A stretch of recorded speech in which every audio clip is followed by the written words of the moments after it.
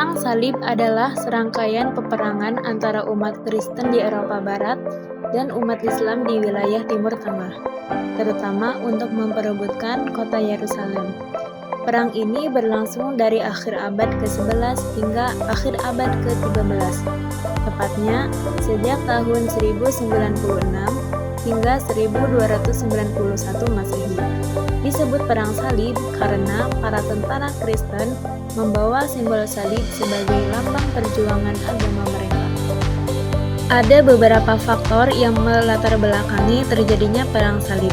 Pertama adalah faktor agama, di mana umat Kristen menganggap Yerusalem sebagai kota suci yang harus dikuasai karena di sanalah Yesus diyakini disalibkan. Pada saat itu, Yerusalem berada di bawah kekuasaan Islam, khususnya dinasti Saljuk. Kedua adalah faktor politik, yaitu keinginan Paus dan raja-raja Eropa untuk memperluas kekuasaan serta menyatukan umat Kristen di bawah satu kepemimpinan gereja.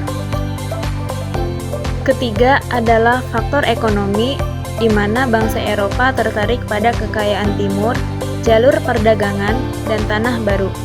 Selain itu, kondisi sosial Eropa yang dilanda kemiskinan dan peperangan internal mendorong masyarakatnya untuk ikut dalam Perang Salib. Perang Salib pertama diawali oleh seruan Paus Urbanus II pada tahun 1095 Masehi di Konsili Clermont. Seruan ini disambut antusias oleh bangsawan dan rakyat Eropa. Pasukan salib bergerak menuju Timur Tengah dan akhirnya berhasil merebut Yerusalem pada tahun 1099 Masehi. Penaklukan ini diiringi dengan pembantaian besar-besaran terhadap penduduk Muslim dan Yahudi, yang menjadi salah satu tragedi kemanusiaan terbesar dalam Perang Salib.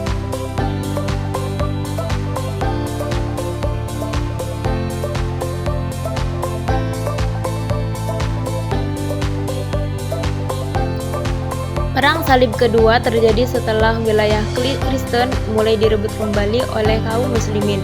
Namun, perang ini gagal dan tidak mencapai tujuan. Selanjutnya, Perang Salib ketiga menjadi yang paling penting terkenal karena melibatkan tokoh-tokoh besar seperti Salahuddin Al-Ayyubi, Richard Leonhard dari Inggris, dan Frederick Barbarossa dari Jerman. Salahuddin Al-Ayyubi berhasil merebut kembali Yerusalem pada tahun 1187 Masehi. Berbeda dengan pasukan salib sebelumnya, Salahuddin menunjukkan sikap toleran dan tidak melakukan pembatalan terhadap penduduk kota. Peristiwa ini memperlihatkan nilai kemanusiaan dan etika perang dalam Islam.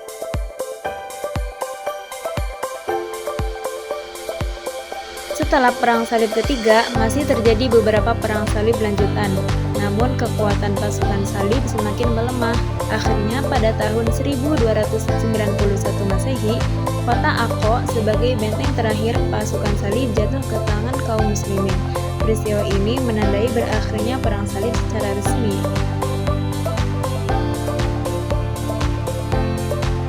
Perang Salib memberikan dampak besar bagi dunia Islam dan Eropa.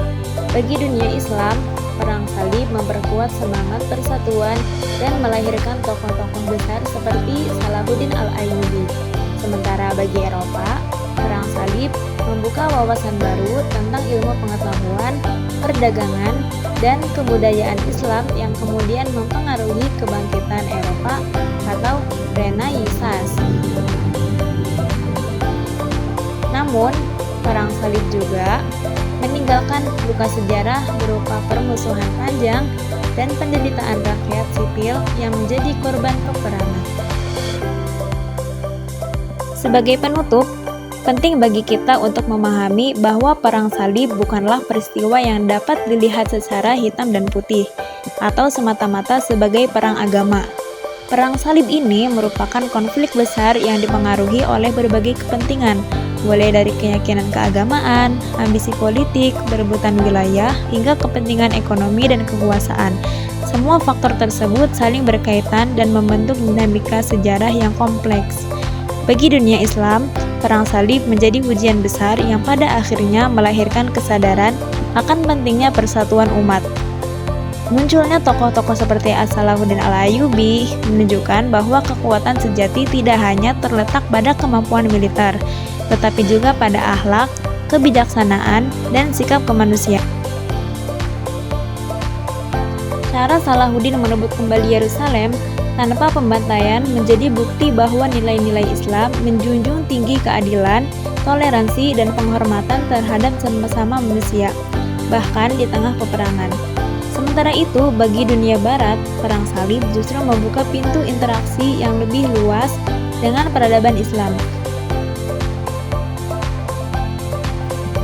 Melalui kontak langsung dengan dunia timur, bangsa Eropa mulai mengenal ilmu pengetahuan, filsafat, kedokteran, matematika, dan sistem perdagangan yang lebih maju. Dalam jangka panjang, hal ini memberikan kontribusi besar terhadap perkembangan intelektual Eropa yang kemudian mengantarkan mereka menuju masa kebangkitan atau Renaissance. Namun, kita juga tidak boleh melupakan bahwa perang salib meninggalkan dampak kemanusiaan yang sangat besar. Jutaan orang kehilangan nyawa, kota-kota hancur, dan hubungan antara umat beragama dipenuhi oleh kecurigaan serta trauma sejarah yang panjang. Oleh karena itu, mempelajari perang salib seharusnya tidak hanya berhenti pada tanggal dan peristiwa, tetapi juga menjadi sarana refleksi agar konflik serupa tidak terulang kembali di masa depan. Sebagai generasi masa kini, kita memiliki tanggung jawab untuk mengambil pelajaran dari sejarah, bukan untuk menumbuhkan kebencian, tetapi untuk menumbuhkan sikap saling memahami dan menghargai perbedaan. Sejarah mengajarkan bahwa kekerasan atas nama apapun tidak akan membawa perdamaian yang hakiki, melainkan dialog, keadilan, dan kemanusiaanlah yang menjadi kunci terciptanya kehidupan yang damai. Dengan memahami perang salib secara utuh dan objektif, kita dapat melihat betapa pentingnya toleransi, persatuan, dan kebijaksanaan dalam menyikapi perbedaan. Semoga pembahasan ini dapat menambah wawasan kita, memperluas cara pandang, serta menjadi pengingat bahwa sejarah adalah guru terbaik bagi kehidupan umat manusia. Terima kasih atas perhatiannya teman-teman yang telah menyimak video ini. Semoga apa yang disampaikan dapat bermanfaat dan menjadi ilmu yang bernilai. Wassalamualaikum warahmatullahi wabarakatuh.